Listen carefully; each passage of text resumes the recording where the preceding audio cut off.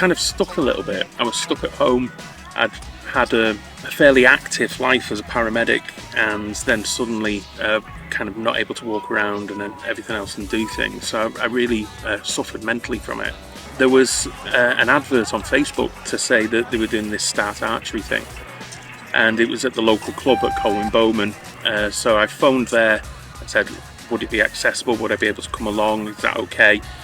And they were really, really helpful and so accommodating. So I actually went along and took my 2 children along, and said they really want to have a go. And Erin and Will went along and they had a go with that. And while I was there, I really liked the look of it, so I just kind of sneakily said, oh, can I have a go as well? And they said, absolutely, yes, you can have a go. And I've been hooked ever since. So I remember being really, really worried about going along to this new place and meeting new people and doing a new thing.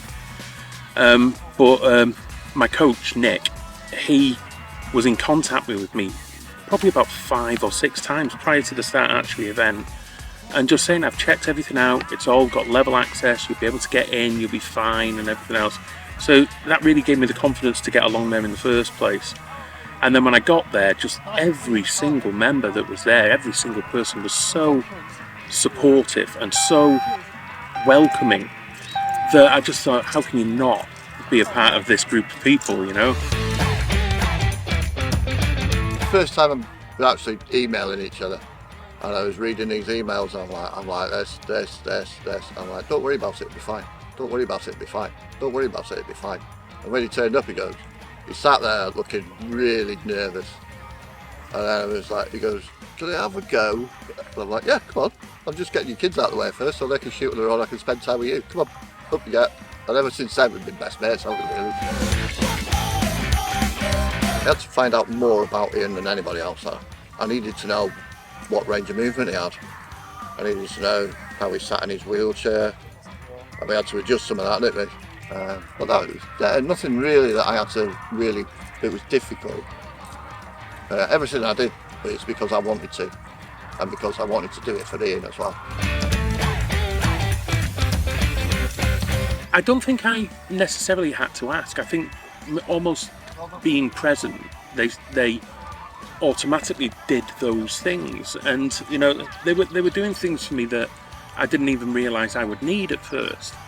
So things like collecting the arrows from the target, because obviously being sat down, my spinal injury means that when I'm reaching up like this and go to grab an arrow out, it gives me a lot more pain.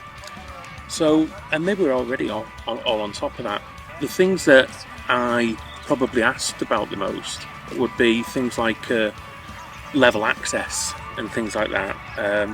And while I'm there, you know, accessibility for toilets and things like that. Because very often you'll get access to a building, but then you really can't get around it. Ask questions. Don't be afraid of them.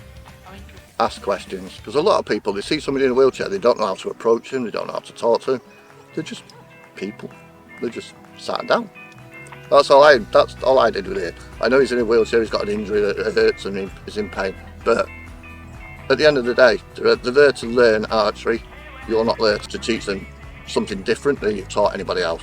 You might have to make some adaptations, you might have to make some rule changes even. Doesn't matter, as long as you can get them a bow in their hand, shooting an arrow, hitting a target, nothing else matters.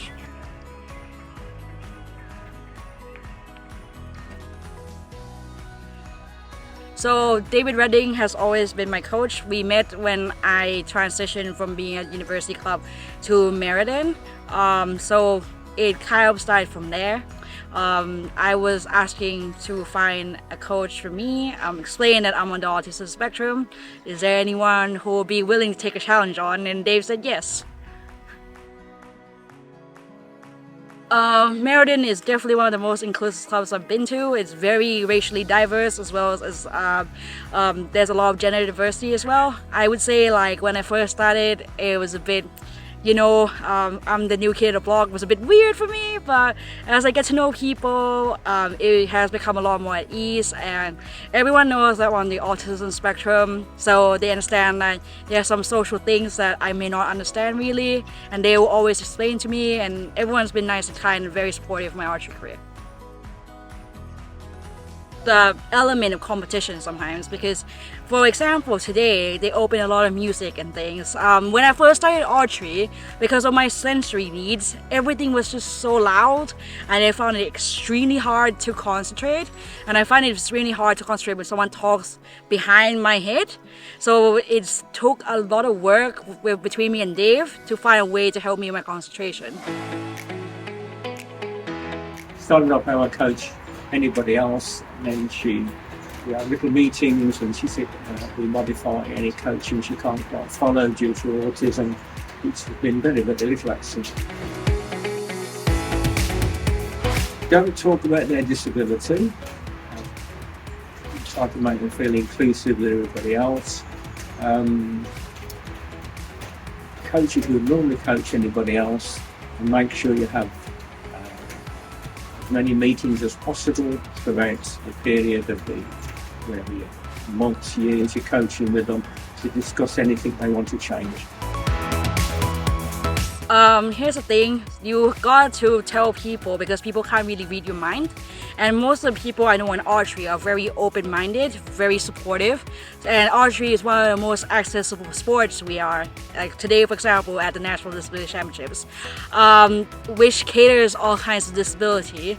So I would say, like, first you need to be open-minded to subject to changes that might be happening. Second, you need to make some friends. It will be a bit nerve-wracking at first, but as I said, people will warm up to you. And last, go for it. If you're up to the challenge, go for it. The sky is the limit.